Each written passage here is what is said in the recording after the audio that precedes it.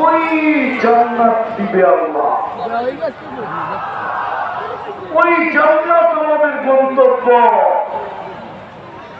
হয় হয় যেখানে পেরি শুক্রবার আল্লাহ দাওয়াত খাওয়া, কোটি কোটি আইটেম। মানুষ যত বড় হয় তার দাওয়াতের আইটেম, তার দাওয়াতে আইটেমও তত বেশি হয়, ঠিক না? মেহমান খাতাম না খাত, কিন্তু আইটেম আল্লাহ দাওয়াত দিবে প্রতি শুক্রবারে আমাদের।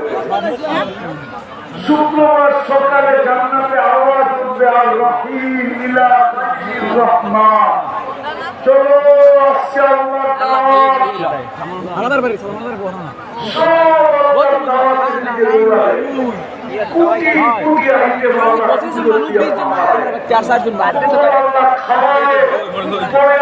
বিশেষ পোশাক পরাবে, পরে আল্লাহ সুগ্রাম লাগায় দিবে, পরে আল্লাহ কুদরতি হাতে গ্লাস দিবে, এক বিশেষ পানি যেটা কোরআনে বলা আছে, সালাতান তাকুরা সাকাহু রাব্বুহু সালাতান তাকুরা, প্রত্যেকের ঠোঁটে আল্লাহ লাগায়া ওই পানিও পান করায় দিবে। কে লাগাবে ঠোঁটে? আরে জোরে বলেন কে? কেমন হবে ওই দৃশ্য? যুবক, কেমন হবে ওই দৃশ্য? শুরু আল্লাহ ঠোঁটে গ্লাস লাগাবে না, আল্লাহ কথা বলবে, ইউহাদিরুহু মুহাদারা, প্রত্যেকের সাথে আল্লাহ কথা বলবে, জিজ্ঞাসা করবে কেমন, ভালো, কেমন লাগলো, লম্বা কথা বলবে আল্লাহ। তারপরে আল্লাহ সবাইকে গিফট দিবে, গিফট। এত পুরস্কার দিবে প্রতি শুক্রবারে গিফট, সারা দুনিয়া ট্রাক জমা করলে একজন একটা নিয়ে যাওয়ার জন্য যথেষ্ট হবে না।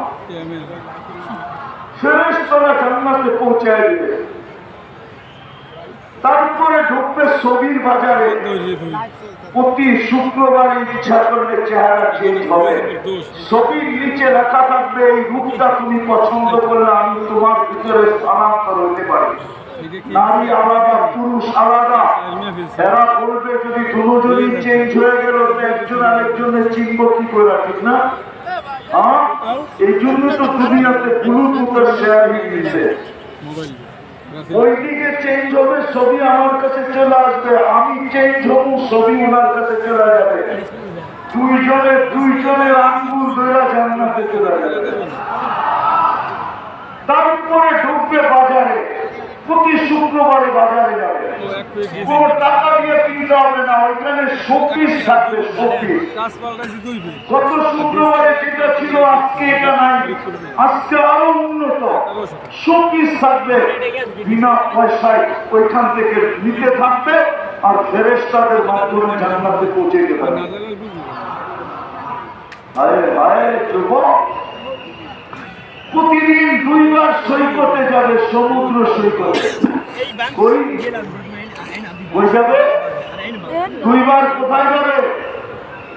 বাংলাদেশ জান্নাতের সাথে মিল আছে। বাংলাদেশের সমুদ্র সৈকত কয়টা? কয়টা? কক্সবাজার আর জান্নাতও দুইটা। সকালে একটা যাবে, বিকালে আরেকটা যাবে। প্রথম আড্ডা হবে, তারপরে খাওয়া দাওয়া হবে। সমুদ্রের মাছ আল্লাহ খাওয়াবে পাকায় পাকায়, যেমন খাইতে চাবে তেমন খাওয়াবে। প্রতিটি পাখি উড়া উড়া আসবে, যেমন খাইতে চাবে তেমন খাওয়াবে। আড্ডা শেষ, খাওয়া দাওয়া শেষ, বাড়ির দিকে যখন ফিরতে থাকবে তো প্রত্যেকের সামনে আল্লাহ ওই লুকায়িত ভান্ডার থেকে এক একটা বাহির করে সবার সামনে ছেড়ে দেবে। কি ছেড়ে দিব? কি? আরে বলো না, দুনিয়াতে তোমরা বলো ডানা কাটা, ঠিক না? কি কি কি?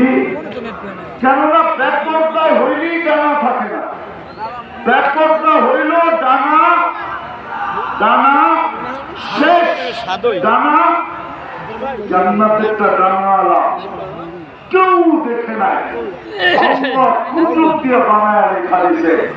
চোখে চোখ পড়তে দেরি যুবক। আমি তো জানি এগুলোর চেহারা দেখলে বোঝা যায় সব ফুলও দিছে, মির্জাগঞ্জের হোটেলও খাওয়াইছে, আবার পার্সেলও দিছে, তারপর স্যাক খাইছে, এইবারও স্যাক খাইছে। সব 14 তারিখে স্যাক খাওয়া চেহারা। আমি কিন্তু বলি না, আবার খালিও না কিন্তু। আবার এখন আইসা বসছি ইয়ারউদ্দিন খলিফা রহমতুল্লাহ দরবারে, আরো বেশি পর্দা খুলে গেছে। চেহারা দেখলে বুঝি কোনটা কয়বার সেট খাইছে। জান্নাতে চোখে চোখ পড়তে দেরি, বুকে লাগতে দেরি হবে না। লাইকা একটা চিৎকার দিবে, আমি তোর ভালোবাসা, তুই আমার ভালোবাসা, লিমাদা আখ্যানটা এত দেরি করলি কেন? কবে থেকে আমি তোর জন্য বসে আছি। আমি একটু ঝলক দিলাম, সময়ও নাই। আবার যদি কোনোদিন আসি, আমি এটা দ্বিতীয়বার আসছি এখানে, দ্বিতীয়বার। এর আগে আমি অনেক আগে একবার আসছিলাম, এটা আমার দ্বিতীয়বার। আবার যদি কোনোদিন আসি, আর যদি কেউ আমাকে স্মরণ করায় দেয় যে আজকে জান্নাত খুলতে হবে, তাহলে ইনশাআল্লাহ খুলবো। এমন খোলা যে যুবকরা রাত্রে যায় পালিশ কামড়াবে আর বলবে বললো কি। আর মুরব্বীরা তো হইতে পারে খেতাও কামড়াইতে পারে যে হুজুর করলোটা কি। আল্লাহ বানায় রাখছে ওই জান্নাত আমাদের জন্য, কিন্তু প্রস্তুতি কতটুকু? আফসোস, এই উম্মতের প্রস্তুতি তো বেশি ছিল না। এক হাদিস দেখলে মনে হয় এই উম্মতের প্রস্তুতি কোনো কঠিন ছিল না। আল্লাহ এক হাদিসে বলতে চাইতেছেন যে দুনিয়া তো আসামিকে শাস্তি দিতে ভালোবাসে, ও উম্মতে মুহাম্মাদি, আমি তো তোদেরকে মাফ করতে ভালোবাসি। দুনিয়া আসামিকে তালাশ করে শাস্তির আওতায় আনার জন্য, আমি তো ডেলি রাত্রে আসামিকে ডাকতে ডাকি মাফ করার জন্য। নাইলে বুখারী শরীফে কেন লেখা আসতো প্রতি রাত্রে এখন আল্লাহ ডাকতেছে, হালমিন মুস্তাগফির ফাগফিরানা, কে আসিস মাপ চাবি? তুই মাপ চাইতে দেরি, আমি মাফ করতে দেরি করবো না।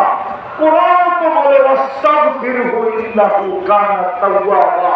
হাত উঠায়া তো দেয়। ও যুবক, তোমাদের এসএমএস এ এখনো লেখা পাওয়া যাবে অনেকে, তোমরা অনেককে লিখে এসএমএস করতো যে মৃত্যু পর্যন্ত তোর জন্য আমি অপেক্ষা করবো। আল্লাহ তো এই উম্মতকে বলে, ও উম্মতে মুহাম্মাদি, কণ্ঠনালীতে রূহ আসার পূর্ব মুহূর্ত পর্যন্ত আমি তোর হাতের অপেক্ষা করব। তুই হাত উঠাইতে দেরি, আমি মাফ করতে দেরি করবো না। আমি মাফ করতে দেরি করবো না। এই উম্মতের প্রস্তুতি তো সহজ ছিল। দেরি রাত্রে একবার হাত উঠাইলেই তো চলতো। দেরি রাত্রে একবার হাত উঠায় মাপ চাইলেই তো চলতো। যুবক যদি দেরি রাত্রে একবার হাত উঠায় মাপ চাইতো, নারী যদি একবার মাপ চাইতো, পুরুষ যদি একবার মাপ চাইতো, আরে একবার যদি রাত্রে উঠানোর প্রয়োজন ছিল না, ঘুমাতে যখন গেছিল তখনই যদি হাত উঠায় বলতো, মালিক সারাদিন তাকানোর সুযোগ হয় না, স্মরণ করার সুযোগ হয় না, সারাদিন নাম নেওয়ার সুযোগ হয় না, সারাদিন আমি গুনাহ করছি, এখন আমি ঘুমাইতে চললাম, হতে পারে তুমি সকালে উঠাইলে উঠবো, নাইলে হয়তো আর কোনোদিন আমি উঠবো না, দিলে আমি তোমার কাছে মাপ চাই ঘুমাই গেছি, এতটুকু কিন্তু জান্নাত পেয়ে গেছি। কিন্তু কেউ তো বলতে পারবে না কারো অভ্যাস আছে যে ঘুমানোর সময় যদি হাত উঠায় ঘুমায়, একজনতেই মতমায় বলতে পারবে না যে আমি ঘুমানোর সময় আল্লাহর কাছে মাপ চাই ঘুমাই। এই উম্মতের তো মাপ চাইই হতো। আল্লাহ কেন বন্ধুকে আশ্বস্ত করবেন? হাদিস বলে লম্বা, আমি শর্ট করতেছি।